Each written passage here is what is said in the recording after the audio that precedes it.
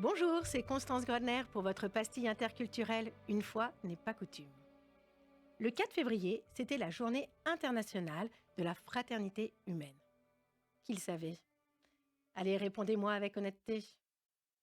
Cette journée a été fixée par l'ONU en 2020 à la suite de la signature du document sur la fraternité humaine le 4 février 2019 à Abu Dhabi par le pape François et le grand imam d'Al-Azhar, Ahmad Al-Tayeb, appelant à refuser toute violence commise au nom de Dieu et à promouvoir la paix, la coexistence et le dialogue.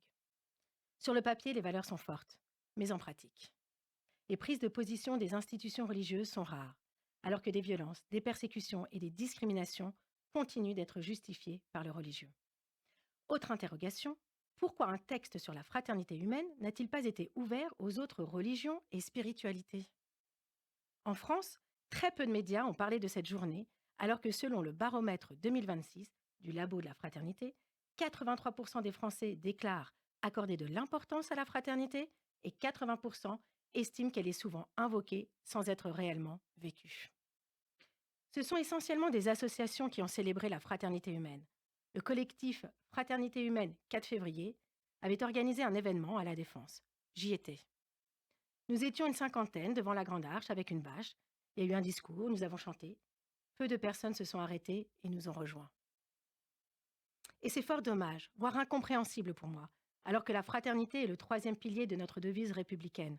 Liberté, égalité, fraternité. Attention, la fraternité républicaine ne signifie pas l'amitié ou l'amour de l'autre. C'est une responsabilité civique entre des citoyens égaux. Cette approche ne sort pas de nulle part. Elle est l'héritage d'un socle biblique sécularisé. Dans le judaïsme, la fraternité s'enracine dans une responsabilité concrète envers tout être humain créé à l'image de Dieu. Après l'épisode de Caïn et Abel, la tradition biblique et rabbinique insiste sur la justice, la protection de l'autre et notamment de l'étranger aussi, et la valeur infinie de chaque vie humaine. Dans le christianisme, cette fraternité universelle s'exprime à travers la figure du prochain, le frère, et celui dont je prends soin, comme dans la parabole du bon samaritain, qui met l'accent sur l'action.